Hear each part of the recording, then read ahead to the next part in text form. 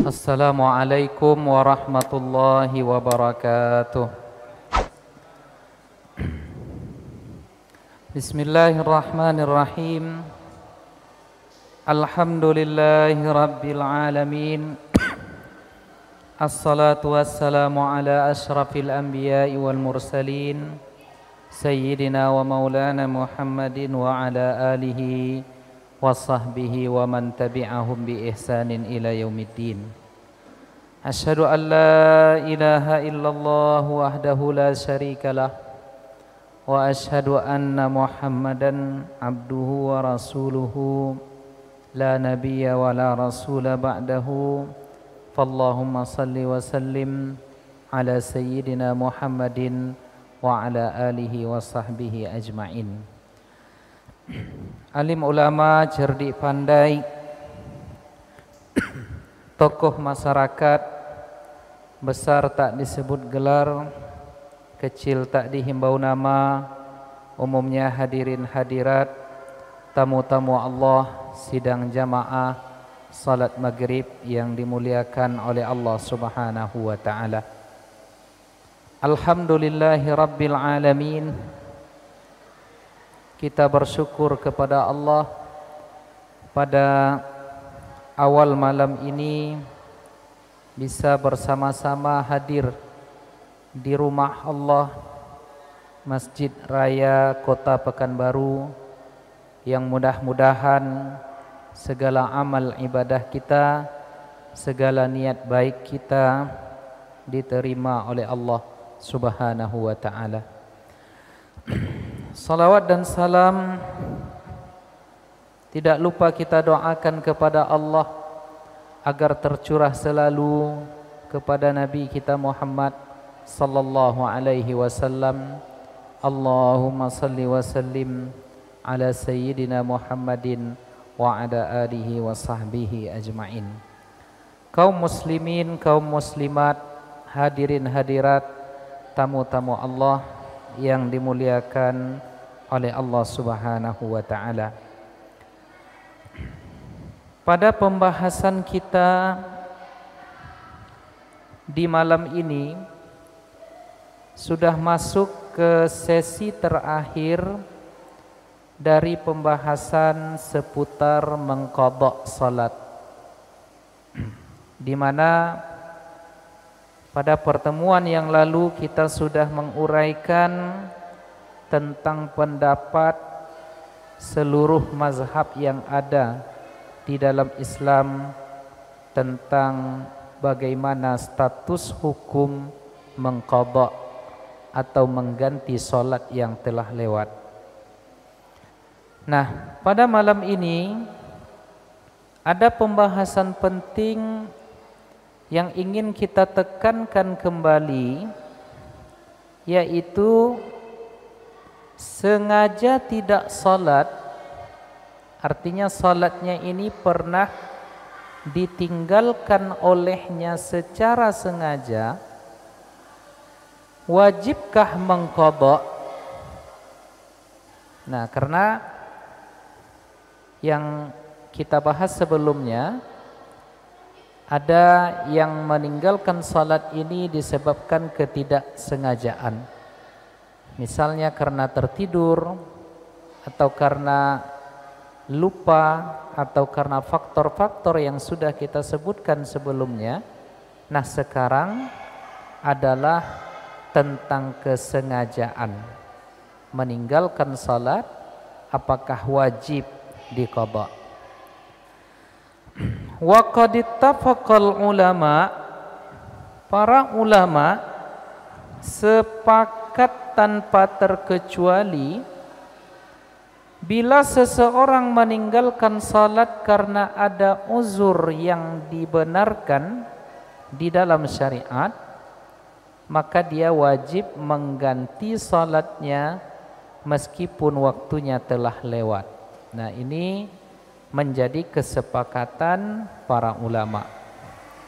Namun para ulama berbeda pendapat dalam kasus orang yang secara sengaja meninggalkan salat fardu. apakah dirinya masih diwajibkan untuk mengganti salatnya yang telah ditinggalkannya itu dengan salat qadha. Nah, jadi terjadi perbedaan pendapat tentang kesengajaan meninggalkan salat. Nah, kemarin kita sudah uraikan jumhur ulama dari 4 mazhab, ya, Hanafi, Maliki, Syafi'i dan Hambali menyepakati bahwa seorang muslim yang meninggalkan salat 5 waktu dengan sengaja, maka statusnya dia berdosa besar. Ya, statusnya dia berdosa besar, namun tidak sampai naik ke status kafir. Ya, dia melakukan dosa besar tetapi dia tidak sampai kafir. Oleh karena itu dia tetap diwajibkan untuk mengganti salatnya. Nah, makanya kita perlu memahami hadis Nabi itu melalui keterangan ulama di dalam komentar-komentar atau kitab-kitab syarah hadis. Jangan nanti kita baca satu hadis lalu kita simpulkan. Misalnya, bainar rajuli wa bainal kufri tarkus shalah. Perbedaan mendasar dari seorang muslim dengan kekafiran adalah pada hal meninggalkan salat. Lalu kita nampak orang yang tidak salat, lalu kita sampaikan kepadanya atau kita katakan dia kafir. Nah, ini tidak boleh. Ya, sebab apa? Hadis ini kita perlu pemahamannya dari keterangan-keterangan ulama. Nah, para ulama dari 4 mazhab mengatakan dia berdosa besar tetapi tidak sampai statusnya kepada hukum kafir. Nah, artinya apa? Ini pendapat para ulama. Maka oleh karena itu, karena dia tidak kafir, dia tetap diwajibkan untuk mengganti salatnya karena dia tidak kafir. Nah, ini menurut mayoritas. Kemudian sementara ada sebahagian kecil berpandangan bahwa seorang muslim yang secara sengaja meninggalkan salat, ya, salat fardu tanpa alasan yang dibenarkan oleh syariat, maka status hukumnya dia menjadi murtad. Murtad itu dia dianggap telah keluar dari agama Islam, otomatis kafir. Nah, maka sebagai orang kafir, saat dia meninggalkan salat dia kafir. Nah, tidak ada taklif atau beban syariat baginya untuk mengerjakan salat karena dia dianggap kafir. Kalaupun salat itu dikerjakan, hukumnya tidak sah karena salat itu hanya dikerjakan bila pelakunya beragama Islam. Dan oleh karena itu, orang yang statusnya kafir, maka dia tidak meninggalkan salat. Bila dia meninggalkan salat 5 waktu, tidak ada kewajiban untuk menggantinya. Nah, ini pendapat sebahagian kecil ulama. Tetapi jumhur mengatakan mereka tidak kafir. Nah, di sini dulu ya, Bapak Ibu harus pahami dengan baik. Orang yang sengaja meninggalkan salat berdosa besar oleh mayoritas ulama, tetapi tidak jatuh kepada kafir, sehingga dia wajib tetap melaksanakan mengganti salat yang tertinggal itu. Sementara ulama sedikit sekali mengatakan dia kafir, murtad. Nah, maka dia tidak wajib mengganti salat yang ia tinggalkan bersebab dia murtad, karena salat hanya sah dilakukan dengan syarat pelakunya adalah seorang muslim. Nah, Bapak Ibu yang dimuliakan oleh Allah Subhanahu wa taala. Nah, maka kita kembali menguji ya pendapat jumhur ulama tadi, mayoritas ulama baik dari kalangan mazhab Hanafi, Maliki, Syafi'i dan Hambali, semuanya sepakat bahwa orang yang meninggalkan salat karena sengaja tetapi wajib mengganti salatnya dengan salat qada.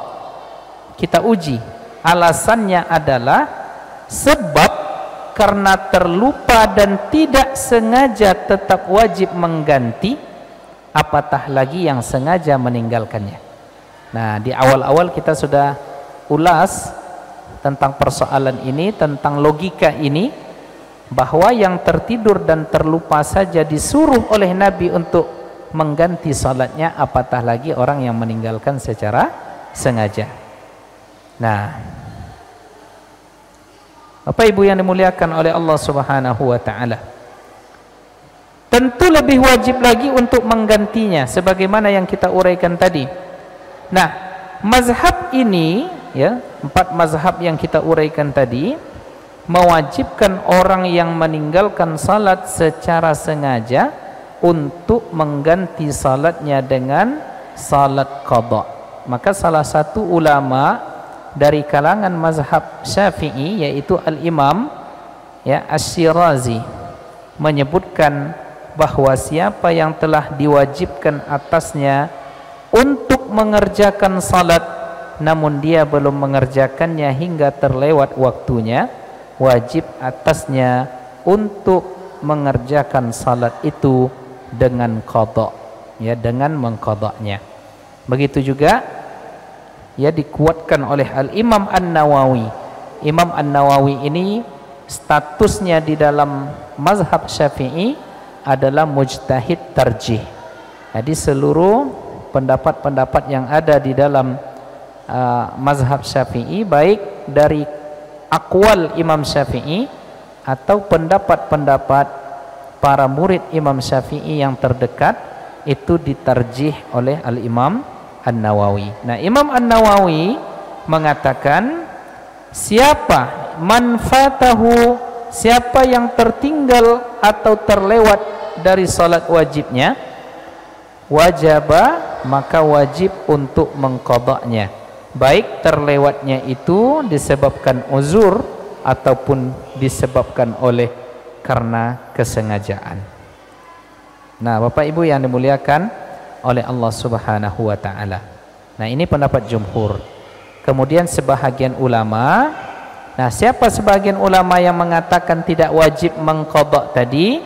Itu adalah Al-Imam Ibnu Hazm, ya, Ibnu Hazmin, dan kemudian banyak diikuti oleh, ya, pendapat ini diikuti oleh tokoh-tokoh masa kini, ya, bahwa seorang muslim yang sengaja meninggalkan salat fardu maka dia kafir. Cukup hanya dengan meninggalkan salat secara sengaja tanpa uzur yang syar'i, maka sudah dianggap kafir meskipun yang bersangkutan masih meyakini kewajiban salat. Nah, jadi ulama 4 mazhab mayoritas mengatakan tidak kafir, ini mengatakan kafir sehingga tidak wajib di qadha, dan pendapat yang kedua ini diikuti oleh tokoh-tokoh ulama kontemporer, misalnya Syekh bin Baz dari Arab Saudi. Nah, itu beliau mengikuti pendapat Imam Ibnu Hazm ini. Nah, Bapak Ibu yang dimuliakan oleh Allah Subhanahu wa taala, apa kata Syekh bin Baz? Ya, Syekh Abdul Aziz bin Baz, mufti kerajaan Saudi Arabia almarhum. Nah, apa kata beliau? Beliau berpendapat bahwa orang yang meninggalkan salat secara total selama kurun waktu tertentu tidak perlu menggantinya. Ya, jadi pendapat Imam Ibnu Hazm ini diikuti oleh Syekh bin Baz, Abdullah bin Baz almarhum, mantan mufti kerajaan Arab Saudi. Nah, apa alasannya? Kita juga harus jujur, ya, menyampaikan alasan. Pendapat ini alasannya karena selama kurun waktu tertentu itu dirinya telah dianggap murtad atau keluar dari agama Islam, dan sebagai orang yang bukan muslim, menurut pendapat ini yang bersangkutan tidak diwajibkan untuk melaksanakan salat. Nah, apa kata beliau? Wa annahu laisa alaihim qada'u salatin wala saumin wala ghairihima. Jadi kata Syekh bin Baz, tidak perlu mereka mengqada' salat, puasa dan selainnya. Nah, kemudian juga beliau mendukung pendapatnya ini dengan hadis Nabi, bainar rajuli wa bainal kufri tarkus shalah. Batas antara seseorang dengan kekafiran itu adalah salat. Nah, kemudian juga di dalam riwayat lain, al-ahdul ladzi bainana wa bainahumus shalah faman tarakaha faqad kafar.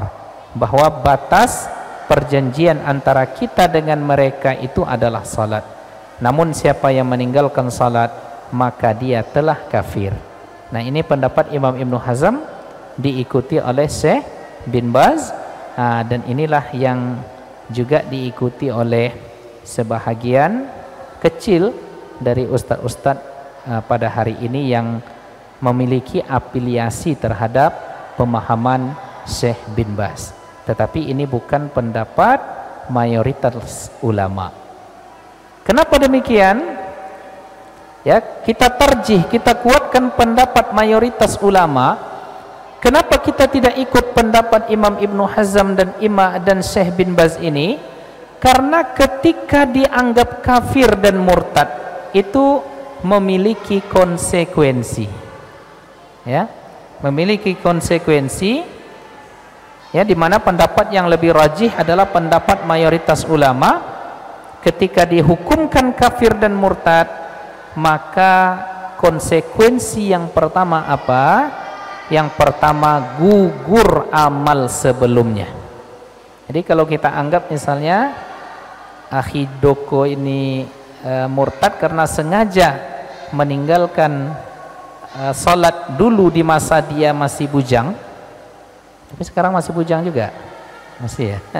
Nah, dulu ketika dia masih bujang, maka gugur amal sebelumnya. Misalnya dia balik pada usia 15 tahun, usia 20 tahun, 5 tahun dia sholat, lalu karena terpengaruh mungkin oleh pergaulan, akhirnya dia tidak sholat, tak asik lagi sholat tuh katanya. Ada juga teman saya yang mengatakan, senior saya, dia sudah wudhu, sudah duduk di sajadah, sudah berdiri di atas sajadah, mungkin datang halusinasi ke dia, atau mungkin pemikiran-pemikiran aneh, bisikan-bisikan syaitan, untuk apa saya sholat nih katanya. Akhirnya duduk dia lagi, tak jadi dia sholat, termenung aja dia. Ada itu Pak ya. Nah, lalu pada usia 20 tahun sampai usia 25 dia tidak sholat. Usia 15 sampai 20, kalau diambil pendapat yang kedua tadi, konsekuensinya gugur amal sebelumnya. Sebab di dalam Al-Quran dikatakan, wa may yartadid minkum an dinihi fayamut wa huwa kafirun faulaika habitat a'maluhum fid dunya wal akhirah wa ulaika ashabun nar hum fiha khalidun. Siapa yang murtad, kan tadi dianggap murtad, siapa yang murtad di antara kamu dari agamanya, lalu dia mati dalam kekafiran, maka mereka itu sia-sia amalnya di dunia dan di akhirat, dan mereka itulah penghuni neraka. Nah, Bapak Ibu yang dimuliakan oleh Allah Subhanahu wa taala, maka konsekuensinya nanti akan gugur amal sebelumnya. Nah, hadirin yang dimuliakan oleh Allah Subhanahu wa taala, itu yang pertama. Konsekuensinya kalau kita mengambil pendapat yang kedua tadi. Lalu konsekuensi yang kedua, istrinya haram.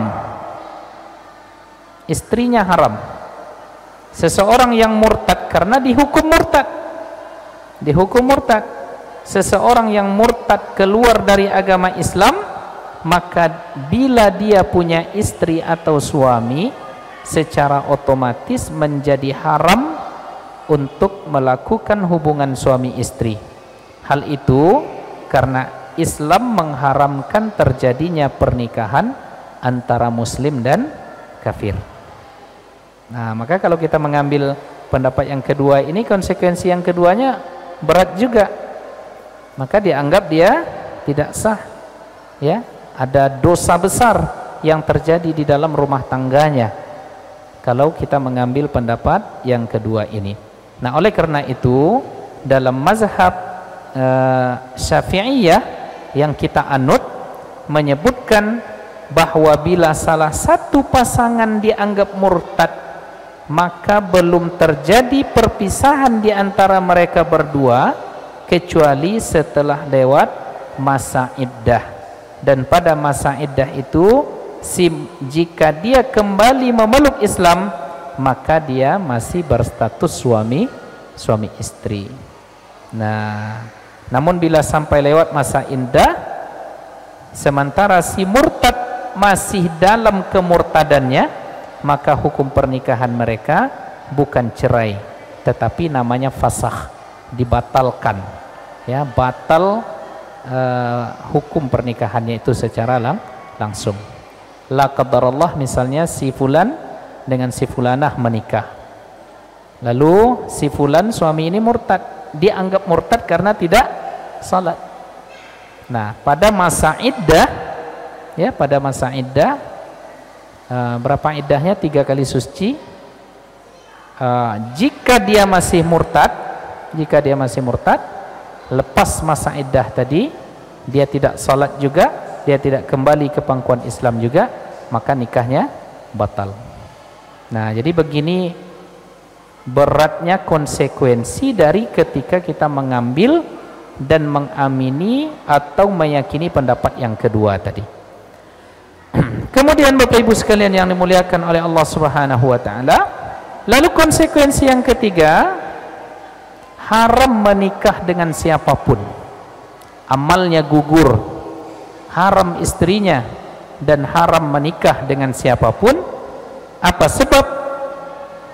Bila suami istri salah satunya murtad, maka terlepaslah fasakh, ikatan pernikahan di antara mereka berdua. Tetapi bila orang yang murtad ini belum menikah, maka para ulama sepakat haram hukumnya untuk menikah, baik dengan pasangan muslim ataupun pasangan yang beragama lain, ataupun dengan pasangan yang sama-sama murtad. Hal ini karena orang murtad itu statusnya tidak beragama. Di sini ada perbedaan mendasar antara murtad dengan pindah agama. Murtad itu sebatas divonis keluar dari agama Islam, namun tidak lantas memeluk agama yang lain.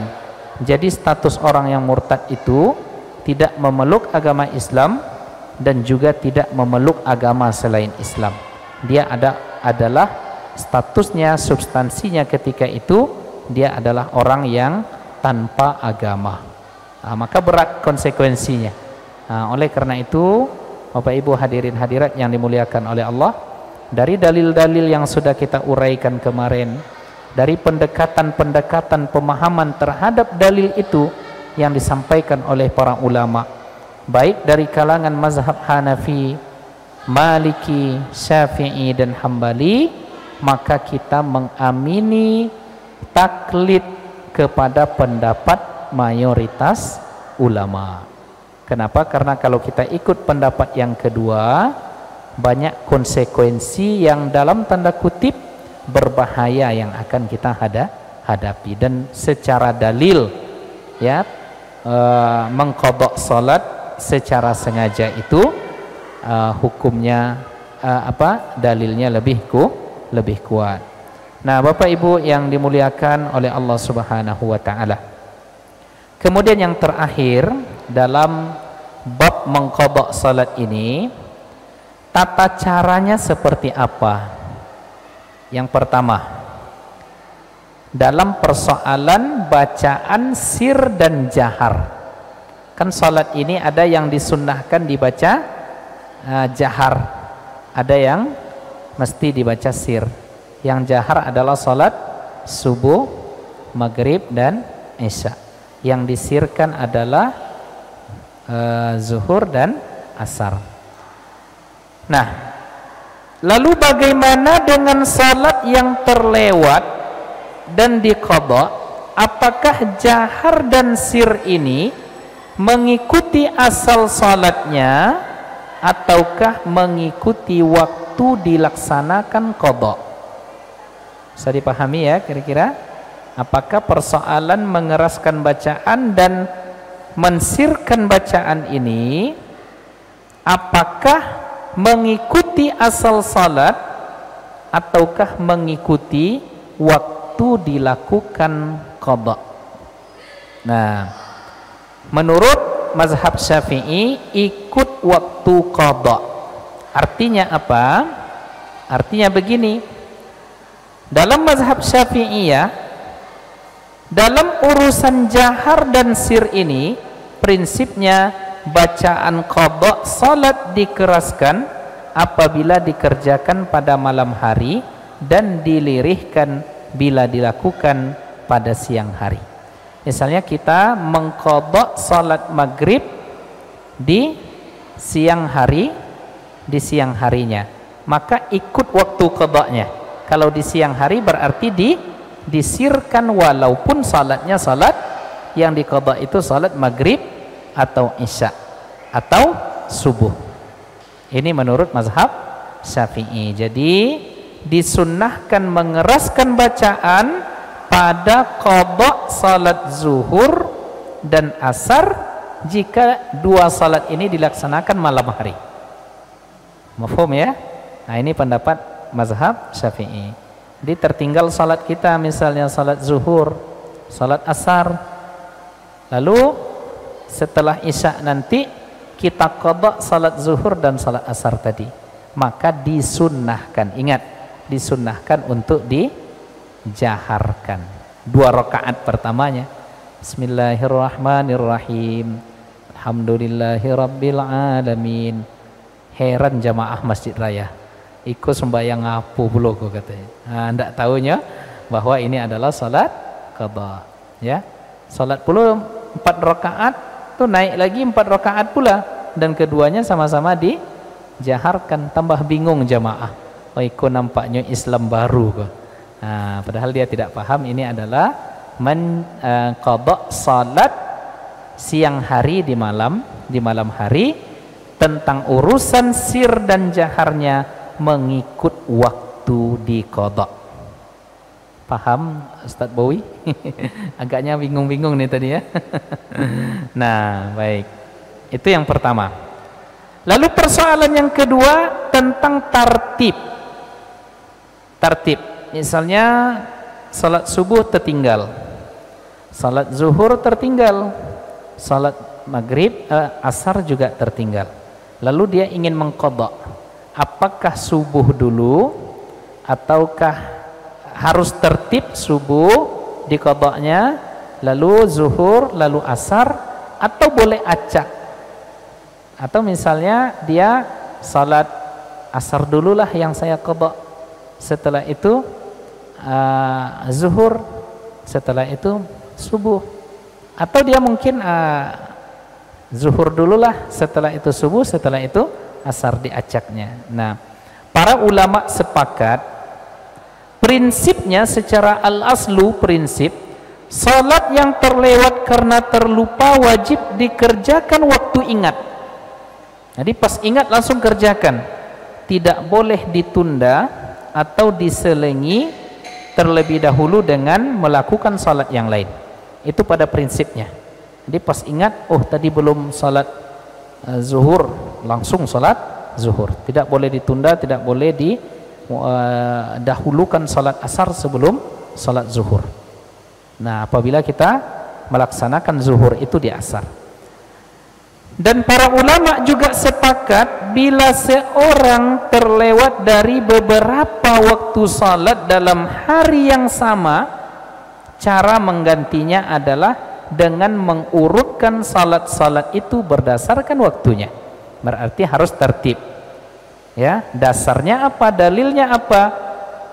Dalilnya yang dilakukan oleh Rasulullah sallallahu alaihi wasallam dalam riwayat At-Tirmizi dan An-Nasa'i yang pernah kita bahas 2 pekan yang lalu, bahwa Rasulullah sallallahu alaihi wasallam pernah tertinggal salat subuh, ya, kemudian maghrib, zuhur, dan beberapa waktu salat, lalu diqadha oleh Rasulullah itu sesuai dengan urutan waktunya, tertib.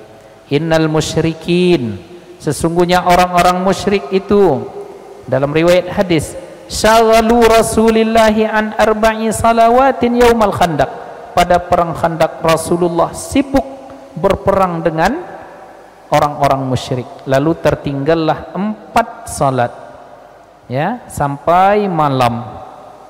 Maka apa yang terjadi? Rasulullah menyuruh Bilal bin Rabah untuk azan, untuk iqamah, lalu setelah itu Nabi yang tertinggal rupanya zuhur, kemudian iqamat lagi untuk salat asar, iqamah lagi untuk salat maghrib, iqamah lagi untuk salat isya. Maka dalam urusan tertib ini, ya, secara prinsip harus berurutan sesuai waktu salat yang ditinggalkan itu. Itu yang pertama. Namun, nah ini perlu, ya, tadi titik, sekarang persoalan baru. Para ulama umumnya, ini yang kedua, tidak lagi mengharuskan qada salat itu dilakukan secara tertib sesuai urutannya, manakala jumlah salat yang diqada itu sudah banyak tertinggal. Bisa dipahami, ya, adik-adik sekalian? Misalnya udah 3 tahun ditinggalkannya, itu tidak bisa lagi tertib. Nah, artinya bagaimana? Sehingga yang mana saja yang dikerjakan terlebih dahulu tidak menjadi masalah. Maka dalam hal ini ada ulama yang memperbolehkan salat yang sama dikerjakan beberapa kali berdasarkan waktunya. Misal, setiap selesai salat zuhur, dia bangkit berdiri lagi untuk melaksanakan salat zuhur 4 rakaat, ya, kemudian bangkit lagi mengganti zuhurnya yang telah lewat itu, ya, sehingga lunas semua hutang-hutangnya. Ada seminggu misalnya dia tidak salat zuhur, nah, setelah zuhur itu salat lagi setelah zuhur itu sampai 7 kali zuhur yang dia lakukan, nah, itu boleh, ya. Jadi tidak mesti bertartib. Baik. Nah, Bapak Ibu yang dimuliakan oleh Allah Subhanahu wa taala, nanti ketika selesai melaksanakan salat asar, boleh diqadha beberapa salat asar yang dahulu pernah terlewat. Dan demikian juga dengan waktu yang lain, maghrib, isya, dan subuh. Nah, jadi dalam teknik ini, kalau sudah banyak yang tertinggal itu, dalam teknik ini dibolehkan oleh para ulama dengan cara tadi, atau dengan cara misalnya ada 2 tahun dia meninggalkan salat, maka selama 2 tahun itu di setiap kali salat dia menambah salat yang tertinggal itu. Kalau misalnya berat dia mengulang dalam waktu sekaligus, ada yang memperbolehkan demikian. Tapi kalau dia ingin menjemput semuanya dalam qadanya, maka juga tidak apa-apa. Nah, Bapak Ibu yang dimuliakan oleh Allah Subhanahu wa taala, lalu yang ketiga, bagaimana dengan azan dan iqamah? Jumhur ulama sepakat bahwa qada salat 5 waktu tetap ada disunnahkan azan dan iqamah. Namun bila salat yang dikerjakan terdiri dari beberapa salat sekaligus seperti tadi kasusnya, cukup dengan 1 kali azan, namun masing-masing dari perpindahan dari satu salat ke salat yang lain cukup iqamat saja. Jadi tidak mesti azan lagi, seperti yang diajarkan oleh Rasulullah, yang dipraktekkan oleh Rasulullah dengan Bilal ketika terjadi perang Khandaq itu. Nah, Bapak Ibu yang dimuliakan oleh Allah Subhanahu wa taala, itu beberapa poin penting yang kita ingin sampaikan pada pertemuan kita kali ini. Ada beberapa pembahasan lagi yang barangkali jadi pembahasan terakhir di minggu depan dalam persoalan qada salat ini, untuk supaya kita tuntaskan dan supaya nanti maklumatnya sampai dan rekamannya pun bisa dipahami dengan baik oleh yang menontonnya. Jadi part 1, part 2, part 3, berarti ini part 4 nanti pada pekan yang akan datang insyaallah. Baik, karena waktu Isya sudah masuk, barangkali ada pertanyaan. Ya, silakan Pak. Waalaikumsalam warahmatullahi wabarakatuh. Ya. Sebentar, pakai mic biar dengar.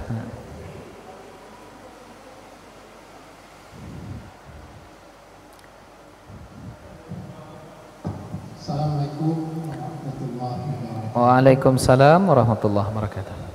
Yang saya tanyakan, mungkin dulu waktu kita masih muda-muda, rasanya ada sholat yang saya tinggalkan. Ya. Tapi kurang jelas berapa lama. Tak pasti. Tak pasti. Ya. Jadi bagaimana caranya kita untuk mengkodokkan sholat yang tertinggal itu? Apakah selesai misalnya sholat maghrib, setelah sholat maghrib kita sholat lagi, mengkodokkan sholat maghrib yang tertinggal itu?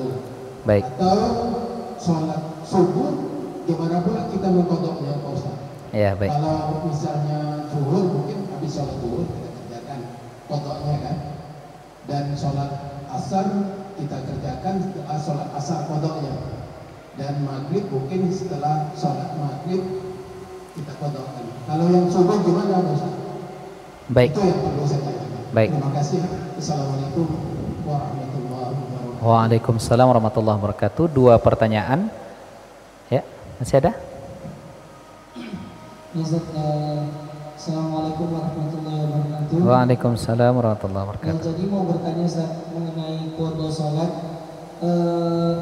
gimana hukumnya? Misalnya gini, dia sengaja menyengajakan misalnya bekerja, pulangnya sore gitu Ustaz. Pulangnya sore terus menyengajakan tidur sampai waktu Isya masuk. Setelah masuk waktu Isya, setelah dia bangun baru dia melaksanakan sholat maghribnya. Tapi disengaja tidur, menyengajakan tidur dan menyengajakan sholat maghribnya itu tertinggal. Setelah bangun dia sholat maghrib dulu baru langsung sholat Isya. Itu bagaimana Ustaz? Baik. Cukup ya? Masih ada? Online ya? Apakah yang kafir tadi perlu bersahadat ulang sebelum mengerjakan sholat? Baik. Ada 4 pertanyaan. Yang pertama, di masa muda dia rasanya pernah meninggalkan sholat, tetapi tidak pasti berapa lama, berapa kali, dan berapa waktu yang ditinggalkan. Maka dalam kasus seperti ini Bapak, mesti diprediksi dengan standar keyakinan dulu.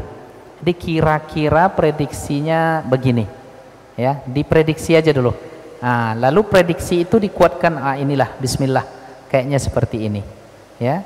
Maka dibina di atas hukum yakin walaupun tidak pasti, tapi setidaknya 90% bisa dikatakan begitu. Ini sudah dihargai oleh Allah Subhanahu wa taala, walaupun kurang-kurang sikit nanti tidak masalah, dimaafkan mudah-mudahan oleh Allah Subhanahu wa taala. Nah, jadi dibina di atas keyakinan prediksi. Ya, bisa itu diingat kira-kira begini, bismillah, ya. Lalu yang kedua apa tadi? Mengqadha salat subuh. Ya, setelah salat subuh itu. Misalnya Bapak ingin ambil cara yang pertama tadi karena banyak salat subuh yang tertinggal, lalu seusai subuh Bapak salat subuh lagi, tidak masalah. Karena itu masih ada waktu subuh di saat itu, dan sekalipun mengqadha salat itu di waktu terlarang, kan ada waktu terlarang untuk salat, itu mayoritas ulama membolehkan. Mayoritas ulama membolehkannya. Nah, kemudian pertanyaan yang kedua, pulang kerja lelah, capek, nanti ajalah salatnya. Disengajanya tidur pas azan Isya, baru salat maghrib dia salat Isya. Dosa besar. Ya, kenapa? Karena dia sengaja meninggalkan salat. Bertaubatlah kepada Allah. Tetapi walaupun sengaja, tadi konon katanya dia tetap salat, ya memang harus diqadha. Setelah itu baru salat Isya. Cuma kesengajaan meninggalkan salat ini adalah dosa besar. Bertaubatlah kepada Allah kalau Adinda Bowie misalnya melakukan itu. Tapi tidak ya. Kemudian yang terakhir, maka kita tidak mengatakan tadi kafir. Yang meninggalkan salat tidak kita katakan kafir. Ya, hanya dia berdosa besar. Ini pendapat jumhur ulama. Jadi ketika dia salat lagi ingin bertaubat tak perlu bersahadat. Karena kita tidak mengikuti pendapat Imam Ibnu Hazm dan Syekh bin Bas tadi. Kita mengikuti pendapat jumhur. Toh dia tidak kafir, ngapain lagi harus bersahadat? Dia hanya melakukan dosa besar. Jadi begitu ya, barangkali ada keterangan-keterangan kami yang didengar oleh para ulama. Jika ada yang keliru mohon diluruskan. Karena waktu Isya sudah masuk, kita tutup dengan doa kafaratul majlis. Subhanakallahumma bihamdika asyhadu an la ilaha illa anta astaghfiruka wa atubu ilaik. Wassalamualaikum warahmatullahi wabarakatuh.